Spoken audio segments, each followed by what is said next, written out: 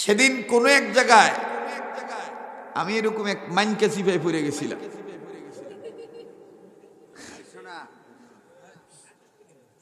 মাইনকে চিপা আমাদের ঢাকায় বলে, আর আপনাদের অঞ্চলে সম্ভবত বলে বেড়ায় ফেসো পড়ছে। কি পড়ছে? ফেসো। সংক্ষেপে বুঝে দিই কেমন। এই পথ দিয়ে আমি গিয়েছিলাম ওই মাহফিলে। থানাটা হইল বাহুবল, আর না সরি, থানা হইল লাখাই, নাসিরনগরের পরে। এলাকা হইল বামুই, গ্রাম হইল বল্লা। গ্রাম কি? আমার যাইতে যাইতে রাইতের বাজ্যা গেছে 11টা। আমি আর বুঝতাম পারছি না যে এটা কোন গ্রুপের মাহফিল। তো যাইয়া দেখি এক আলেম বক্তব্য দিতেছেন, উনি আমাকে দেখে চেয়ার ছেড়ে দিছে। তা আমি আন্দাজ করতে পারছি ওনার বক্তব্য সম্ভবত শেষ হয় নাই, ওনার বাকি কথাটা শেষ হোক, আমি একটু বসি। এটা আমাদের উস্তাদ আমাদেরকে শিক্ষা দিছে। তা আমি এই বেড়ারে সম্মান করছি। এই বেড়া সম্মান পাইয়া মাথা তুলতে হচ্ছে। কেমন মাথা? আমারে বেকল বানাইলে। এই বেড়ায় কয়, হুজুর যৌথ অনুমতি কথা শেষ করার লাগি, তো আমার বাকি কথা শেষ। এখন আমি আপনি সবাইকে নিয়ে নবীর সনে দাঁড়িয়ে সালাম পেশ করি। ফল্লাম নি মান কেসি ভাই, এ কথাটা কিছুদিন আগে আপনারা দেখছেন যে আমি আহাম্মগের মতো তারা দাঁড়িয়ে ক্যাম্প করতেছে, আমি বেবেজের মতন নির্বুধ হয়ে অসহায় হয়ে আমি দাঁড়িয়ে আছি। কেন দাঁড়াইলাম? এইটা নিয়ে অনেকে ট্রল করছে যে শরীয়তপুরি এখন বেদাতি হইছে। ইয়া নবী সালাম আলাইকা বৈশা বা দাঁড়াইয়া বলার মাধ্যমে বেদাতির কোনো প্রমাণ নাই। হাজির নাজির জানার মাধ্যমে, অতিরঞ্জিত কথা এবং গপ্প করার মাধ্যমে বেদাতির লেশ পাওয়া যায়। আপনার মন চাইলে আপনি বলবেন, না চাইলে না বলবেন। এটা ফরজ না, সুন্নতে মুআক্কাদাও না, ওয়াজিবও না। আপনি রসুলের সম্মান জানাইবেন, এটা আপনার ব্যক্তিগত ব্যাপার। কিন্তু কেন দাঁড়াইলো না, কেন দাঁড়াইলো, এই কেন কেন আজকে আমাদের ধ্বংস করে ফেলতেছে। কেন দাঁড়াইলো না, কেন দাঁড়াইলো? আরে বেটা বুঝালো, বেটা দাঁড়াইছে কে রে? আমাদের বড়দের ইতিহাস খুললে পাওয়া যায় হযরত আশরাফ আলী থানভী রহমাতুল্লাহ আলাইহিকে কোন এক বাতিল ফেরকার এক গ্রুপ কাফের বইলা ফতোয়া দিত যে এ যুগের জামানার শ্রেষ্ঠ কাফের হইল আশরাফ আলী থানভী। একদিন থানভী রহমাতুল্লাহ আলাইহি ওই কাফের কন্যা লোকদের এলাকার পাশে দিয়ে যাচ্ছিলেন, প্রতিমধ্যে নামাজের সময় হয়েছে। দাদা থানভী রহমাতুল্লাহ আলাইহি সাথীদেরকে বলতেছেন, নামাজের সময় হয়েছে, নামাজ আদায় করে নি। তো খাদেমরা বলতেছেন, হযরত যেখানে যাবেন এটা তো অমুক গ্রুপের মসজিদ, যারা আপনারে কাফের কয়, হেরা কাফের কয় এদের বুঝে, আর আমি ইবাদত করব আমার মাওলা পাকের খুশির কারণে আমার বুঝে। কথা খুব ভালো করে বুঝে নিন, বুঝতেছেন তো? হযরত থানভী রহমাতুল্লাহ আলাইহি মসজিদে ঢুকলেন, তো ওই গ্রুপের দুই একজন আশরাফ আলী থানভীরে দেখে চিন্না ফেলাইছে, আরে বড় কাফের দিয়ে আমরার মসজিদ। এই বেড়া করছে কি, ঢোল পিটানের মতন ব্যক্তির দাওয়াত দিছে, আয় আয় ওয়াহাবি আশরাফ আলী থানভী বড় কাফের, আমরা মসজিদে ঢুকে গেছি। তো জামাত শুরু হইতে এখনো কয়েক মিনিট বাকি। হুজুরে তার তরতিব অনুযায়ী, মাসলা অনুযায়ী যে উক্তের নামাজ ছিল সেই উক্তের সুন্নত আদায় করে চুপচাপ বসে আছেন। এদিকে লোকেরা ভিড় করে চিল্লাল্লাহ করতেছে, কাফের কাফের, থানভী কাফের। এখন খাদেমরা কইতেছে, হুজুর লাগজিনি ফেস, আপনারা আগেই কইছিলাম এই মসজিদ আমরার গ্রুপের না, এই মসজিদ হেরা। হুজুরে ডাক দিয়ে কয়, কি হইছে? কয় আমরারে ওয়াহাবি কইতেছে, আমনেরে ওয়াহাবি লিডার বানাইয়া বড় কাফের বইলা বেড়াইতেছে। হুজুরে কইতেছে, তারারে শান্ত হইতে কও, আমি তারার সাথে একটু খুশুসি কথা বলব। তো ওই গ্রুপের এক পণ্ডিত আলেমের সাথে হুজুরে দেখা করিয়া ডাক দিয়ে কইতেছে, ভাই আপনাদের ধারণায় আমি কাফের, তো ইসলামে তো এই কথা বলা আছে, যদি কেউ অতীতে কুফরি করিয়া থাকে আর ওই অবস্থায় যদি সে কুফরিকে অস্বীকার করে নয়া নতুন করে যদি ঈমান আনে তাহলে তার কোনো ঝামেলা নাই। এইবার ডাক দিয়ে কয়, কথা তো ঠিকই। তো এই গ্রুপের লোক কইতেছে, কথা ফেসায় লাভ নাই, কি কইবেন কন। আশরাফ আলী থানভী বলতেছেন, আপনাদের ধারণায় আমি কাফের, তো আয়েন আমারে আমনেরা নতুন করে কালেমা পড়ায় মুসলমান বানাই দেন। এই জায়গায় যদি আমরা হইতাম,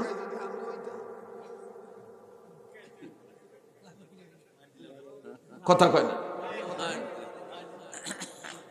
তো তোমরা যারা অনেক আলেমদেরকে না বুঝা ট্রল করো, তোমরা কি আশরাফ আলী থানভীর চাইতে বড় হয়ে গেছো? ব্রাহ্মণবাড়িয়ার বড় হুজুর রহমতুল্লাহর চাইতে বড় হয়ে গেছো? আমি এগুলো বলি না, কিন্তু আজকে বলতে বাধ্য হইলাম এই কারণে, কারণ এই জবটা না দিলে অনেকে বলবে যে আমি এই গ্রুপের। হযরত থানভী রহমতুল্লাহ আলাইহি নতুন করে কালেমা পড়লেন তারার ধারণা ভালো করার লাগি। এইবার ওই গ্রুপের লিডাররা কইতেছে, কালেমা পড়িয়া ফেলাইছে, নতুন করে মুসলমান হইছে,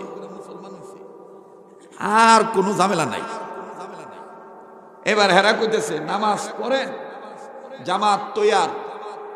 এখন বড় বেড়া পণ্ডিত এই গ্রুপের সামনে আগাইতে বিল্লার সাহস পায় না। নতুন কালেমা পড়ুক আর পুরান কালেমা পড়েই। আশরাফ আলী থানভী কত বড় আলেম, এটা তো হেরা জানে। তো এইবার এই বেড়া ডাক দিয়ে কইতেছে, আরে এহানোর মাধ্যমে তো আশরাফ আলী থানভীর চাইতে বড় আলেম আর কেউ নাই। তো এই বেড়ারে পিছনে থুইয়া আমি নামাজে দাঁড়াইয়া ইমামতি করি কেমনি? এই বেড়ার এলেমকে অপমান করা হইল। আলেমকে সম্মান না করেন, আলেমের এলেমকে তো সম্মান করতে হইব। এখন জনগণ কয় ঠিক, কয় তাইলে ইমামতি দিয়া লাও। ধৈর্য কারে কয় দেখেন। আশরাফ আলী থানভী রহমতুল্লাহ আলাইহি নামাজ পড়াইলেন, হেরা কইল কাফের, আর আল্লাহ বানায় দিল নেতা। সুবহানাল্লাহ কইতেন না?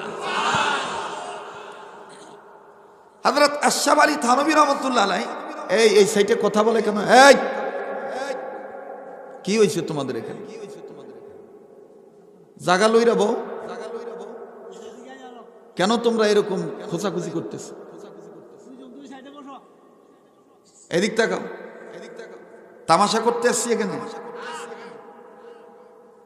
বালা না লাগলে সোজা যাও। আজকে গাড়ি ছাড়ছি তো ছাড়ছি, কোন স্টেশনে থামবো এটা আল্লাহ বালা জানে। কথাগণ ঠিক কিনা? আমরার সুর নাই, কিন্তু বুজুর্গদের দোয়ায়, আল্লাহর দয়ায়, সুন্নতের বরকতে আমরার সুর ছাড়া কি অনেক সময় আল্লাহ কথাগুলিরে নূর বানায় দেয়। কথা বলেন? এইবার আশরাফ আলী থানভী রহমতুল্লাহ আলাইহি নামাজ শেষে বলতেছে, ভাই, এখন আশরাফ আলী থানভী রহমতুল্লাহ আলাইহি এই বেটারা কইতেছে, হুজুর কিছু নসিহত করেন যে। আল্লাহ কয় থানবী হেরা তোরে কাফের কইছে, তোমার একটু ধৈর্যের কারণে আমি আল্লাহ তোমার মাকাম বাড়াই দিলাম। প্রথমে ইমাম বানাইলাম, দ্বিতীয়তে বক্তা বানাইলাম। এইবার হুজুরে জাগায় বইয়া বা দাঁড়াইয়া যখন আহলে সুন্নতুল জামাতের আকীদার পরিপূর্ণ বিষয়বস্তু একটা একটা করে খুলে খুলে বিস্তারিত ব্যাখ্যা বুঝিয়ে দিলেন, এইবার ওই যারা কইছিল কাফের হেরা কয় হুজুর আপনি ঠিক আছিলেন, আমরাই কাফের।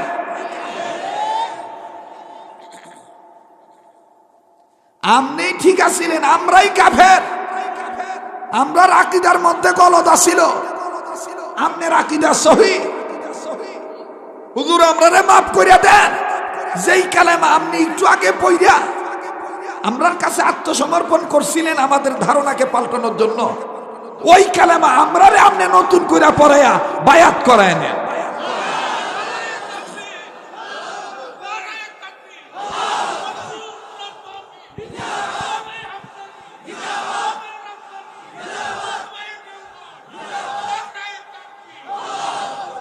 মোহতারাম হাজিরিন, প্লিজ আপনারা কথা বলবেন না, যে যা করে করুন। আপনারা এদিক ওদিক তাকান কেন? আমি বাজারে তো আসি নাই, কোন মেলার মধ্যে কথা কইতেছি। তো সেই আশরাফ আলী থানভী রহমতুল্লাহ আলাইহি তার কোন এক লেখার মধ্যে লিখেছেন, এমন কোন কথা, এমন কোন কর্ম করবা না যেই কর্ম করার দ্বারা ফিতনা হয়। সেটা কিভাবে? যদি তুমি যাইয়া দেখো কোথাও 90 জন, অর্থাৎ লোকের সংখ্যা 10 জন, 9 জন দাঁড়াইনার পক্ষে, তুমি একলা বইনার পক্ষে, তুমি ফাললে হ্যান্তন সইরা যাইও। আর সইরা যাওয়ার পথ যদি না থাকে তো তারার লগে দাঁড়াইয়া যাইও, বইয়া থেকে মাতবরি কইরা ফিতনা ছড়াইও না। কথা কয় না? আর যেখানে যাইয়া দেখবা বসুন্যার সংখ্যা 9 জন, তুমি দাঁড়াইন্যার সংখ্যা 1 জন, এই দাঁড়াইন্যা বেটাও যাই এখন রীতি কইরো না। এই বইন্যার লগে বইয়া বইয়াই তুমি তোমার কাম সাইরা ভালাইও, তাইলে ফিতনা হইতো না। তো আমি তো ভাই সেই দিন ফেসো পড়ছিলাম, পেছো পড়ার পরে সমাধান তো আমি বড়দেরকে নকল করে এইভাবে আনছি। আপনি যান পশ্চিম বল্লা বামুই এলাকা, জীবনে কোনোদিন আহলে হক উলামায়ে কেরামরা ওই পশ্চিম বুল্লা গ্রামে ঢুকে দেখতহীন কণ্ঠে ওয়াজ নসিহত করতে পারেন নাই। কিন্তু সেদিন আমার একটু ধৈর্যের কারণে, আকাবির আসলাফকে নকল করে নকশকদমে চলার কারণে, আহলে সুন্নাতুল জামাতের আকীদায় পূর্ণ ইস্তেকামাত থাকার কারণে আলহামদুলিল্লাহ এখন গোটা বল্লা গ্রামই আমার মুরিদ হয়ে গেছে।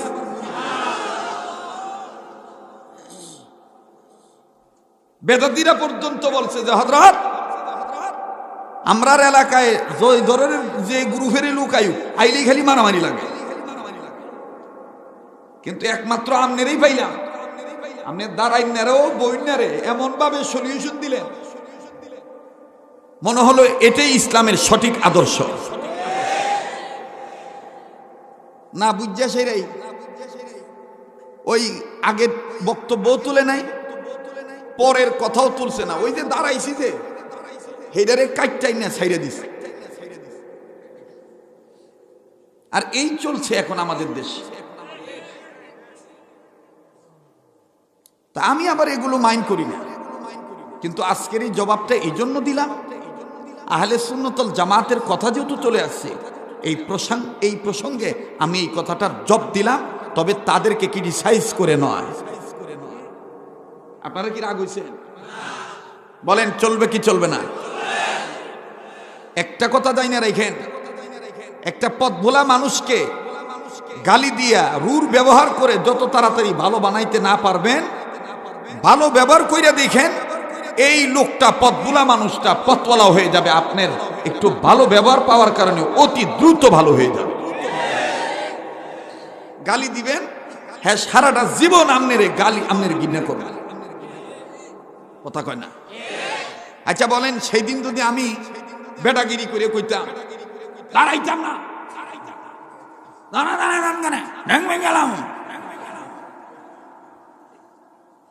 হুদে একটা কাজে লাগতো না।